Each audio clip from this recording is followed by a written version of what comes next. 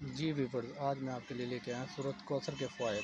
آ جائیں۔ بسم اللہ الرحمن الرحیم۔ اگر دولت سنبھال سکتے ہو تو کسی بھی نماز کے بعد انا اعطیناک الکوثر سینے پر ہاتھ رکھ کر پڑھ لیں، ذاتی مکان، گاڑی، بے تحاشا دولت آ جائے گی۔ محترم ناظرین، آج کا قیمتی وظیفہ میں آپ کو بتانے جا رہا ہوں۔ یہ ایک خاص عمل میں آپ کے ساتھ شیئر کر رہا ہوں۔ اس وظیفے کی اتنی برکت ہے کہ آپ کے بگڑے کام سنور جائیں گے۔ آپ کا دولت کا مسئلہ ہے، لڑائی جھگڑے کا مسئلہ ہے، گھر میں تنگ دستی، محتاجی ہے، گھر میں لڑائی جھگڑے بہت زیادہ ہیں، اگر کوئی بات نہیں مانتا، یا کاروبار اس میں برکت نہیں ہے، یا منافع نہیں ہے، یا کاروبار چل نہیں رہا، بس یہ ایک وظیفہ کرنے سے جو معجزات ہوں گے آپ دیکھتے رہ جائیں گے۔ اور کافی لوگ ایسے ہیں جو وظیفہ کر کے تھک گئے ہیں لیکن ان کو کامیابیاں نہیں ملتی، ان کے راستے میں اسی طرح کی رکاوٹیں ہیں، اسی طرح کی بندشیں ہیں۔ تو ان کے لیے بھی یہ عمل ہے، وہ بھی اس وظیفے کو کر لیں تو انشاءاللہ اللہ پاک ایسا معجزہ فرمائیں گے، اللہ پاک ایسا کرم فرمائیں گے کہ تمام مشکلات، تمام پریشانیاں ختم ہو جائیں گی۔ آج کے دن یہ خاص وظیفہ کیجئے۔ اس سورت کو پڑھنے والا آج تک کبھی کسی حاجت سے محروم نہیں رہا۔ اس آیت کو پڑھنے والے کو مانگنا نہیں پڑتا اور اسے مل جاتا ہے۔ میرے بھائیو، نبی کریم صلی اللہ علیہ وآلہ وسلم نے فرمایا، اے عبداللہ بن قیس، کیا میں تمہیں جنت کے خزانوں میں سے ایک خزانے کے متعلق نہ بتاؤں؟ میں نے عرض کیا، یا رسول اللہ صلی اللہ علیہ وآلہ وسلم، کیوں نہیں، ضرور بتائیے۔ تو آپ صلی اللہ علیہ وآلہ وسلم نے فرمایا، تم کہو لا حول ولا قوت الا باللہ، نہ گناہ سے بچنے کی ہمت ہے، نہ نیکی کرنے کی طاقت مگر اللہ کی توفیق صحیح ہے۔ بخاری اور مسلم نے اس کو روایت کیا ہے۔ تو میرے بھائیو، آج کا یہ جو وظیفہ ہے، اس کو کتنی تعداد میں پڑھنا ہے، کس وقت پڑھنا ہے، اور اس وظیفہ پڑھنے سے کیا کیا فوائد آپ کو ملیں گے، آج کی اس خاص ویڈیو میں ہم آپ کو اس کے متعلق سب کچھ بتائیں گے۔ حدیث پاک صلی اللہ علیہ وسلم کا ارشاد ہے، اے لوگو، اتنی عبادت کرو جو قابل برداشت ہو، کیونکہ اللہ ثواب دینے سے نہیں رک سکتا یہاں تک کہ تم خوف عبادت کرنے سے اکتا جاؤ گے۔ اب آپ نے اس سورت کو کیسے پڑھنا ہے، کس ترتیب سے پڑھنا ہے، یہ اب طریقہ کار جان لیجئے۔ جب تک آپ کو طریقہ کار نہیں پتا ہوگا پھر عمل اثر نہیں کرتے، کچھ خاص احتیاط ہوتی ہیں، تو اب اس کا طریقہ کار جان لیجئے۔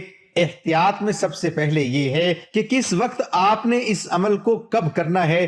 دیکھیے، آپ فجر، ظہر، عصر، مغرب، عشاء، تہجد کسی بھی نماز کے بعد کر سکتے ہو، اس میں کوئی پابندی نہیں۔ جب بھی آپ کو وقت ملتا ہے آپ اس وظیفے کو کر سکتے ہو، اس میں کوئی پابندی نہیں ہے۔ کوئی بھی مرد کر سکتا ہے، کوئی بھی عورت کر سکتی ہے۔ اکثر کچھ مردوں کو بھی مشکلات کا سامنا ہوتا ہے، کیونکہ مرد بیچارے اپنی بیوی بچوں کے لیے، اپنا گھر پالنے کے لیے باہر محنت مشقت کرتے ہیں۔ اسی طرح کچھ عورتوں کو بھی بہت سے مسائل ہوتے ہیں، وہ بھی اس عمل کو کر سکتی ہیں، اور لازمی کریں تاکہ آپ کی زندگی میں آسانیاں آئیں۔ دولت، پریشانی، جو بھی آپ کا مسئلہ ہے، بس آپ نیت رکھ کر یہ پڑھو گے، یہ عمل کرو گے تو آپ کے مسائل حل ہو جائیں گے انشاءاللہ۔ اس وظیفے کی برکت سے اللہ پاک کی خصوصی رحمت ہوگی۔ عورتیں اس کو خاص ایام میں بھی کر سکتی ہیں، اس میں بھی کوئی پابندی نہیں ہے۔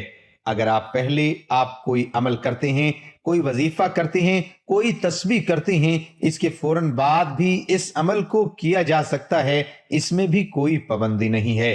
وقت کو مد نظر رکھ کے وظیفے کی طرف چلتے ہیں۔ اعوذ باللہ من الشیطان الرجیم، بسم اللہ الرحمن الرحیم۔ یہ وظیفے کا حصہ ہے، آپ نے لازمی پڑھنا ہے۔ اس کے بعد آپ درود شریف پڑھیں گے، ایک بار میرے ساتھ بھی پڑھیے، اللہم صلی علی محمد وعلی آل محمد کما صلیت علی ابراہیم وعلی آل ابراہیم انک حمید مجید، اللہم بارک علی محمد وعلی آل محمد کما بارکت علی ابراہیم وعلی آل ابراہیم انک حمید مجید۔ یہ درود پاک آپ نے 7 بار پڑھنا ہے، آپ صلی اللہ علیہ وآلہ وسلم کی ذات پر۔ اور اگر کسی میرے بہن بھائی کو یہ درود پاک نہیں آتا، کوئی سا بھی پڑھ سکتا ہے جو اس کو آتا ہے، اور اگر کوئی بھی نہیں آتا تو وہ اتنا کہہ سکتا ہے صلی اللہ علیہ وآلہ وسلم، اس کے بعد آپ نے یہ سورت انا اعطیناک الکوثر پڑھنی ہے۔ قرآن پاک کی سورت کوثر کے نام سے بھی ہم جانتے ہیں۔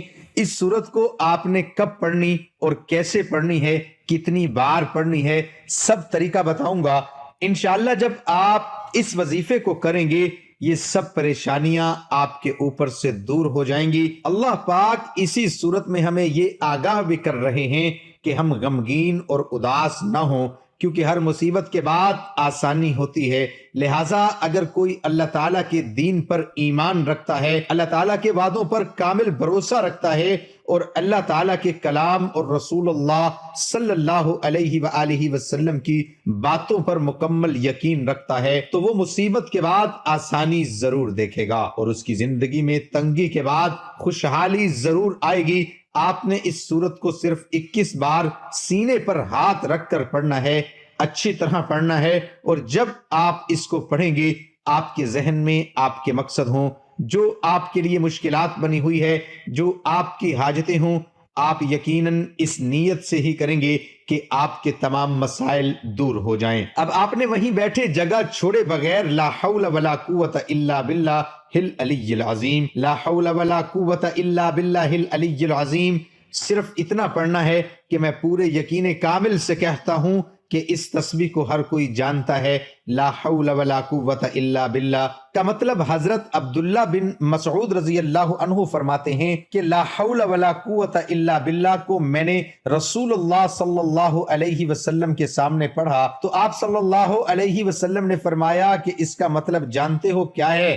میں نے عرض کیا اللہ اور اس کے رسول صلی اللہ علیہ وآلہ وسلم خوب جانتے ہیں۔ آپ صلی اللہ علیہ وسلم نے خود ہی ارشاد فرمایا اس کا مطلب یہ ہے گناہ سے بھرنے کی طاقت نہیں مگر اللہ کی حفاظت سے، اور اللہ کی عبادت کرنے کی قوت نہیں مگر اللہ کی مدد سے، اور فرمایا جو بندہ ہر وقت استغفار کرتا رہتا ہے اللہ اس کی ہر مشکل آسان کر دیتا ہے اور ہر غم دور کر دیتا ہے اور ایسی جگہ سے روزی دیتا ہے کہ جہاں سے اس کا گمان بھی نہیں ہوتا۔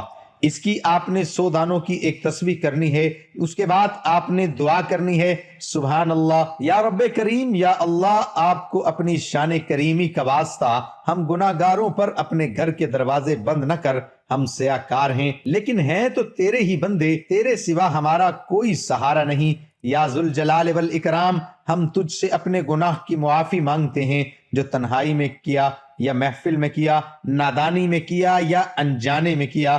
اللہ اپنی شان کریمی کے صدقے، اپنے کعبہ کی عظمت کے صدقے معاف کر دے۔ تمام دوستوں سے گزارش ہے کہ اللہ تعالیٰ کے 99 ناموں میں سے ایک نام ضرور ٹائپ کریں۔ اللہ ہم سب کا حامی و ناصر ہو۔ اللہ حافظ۔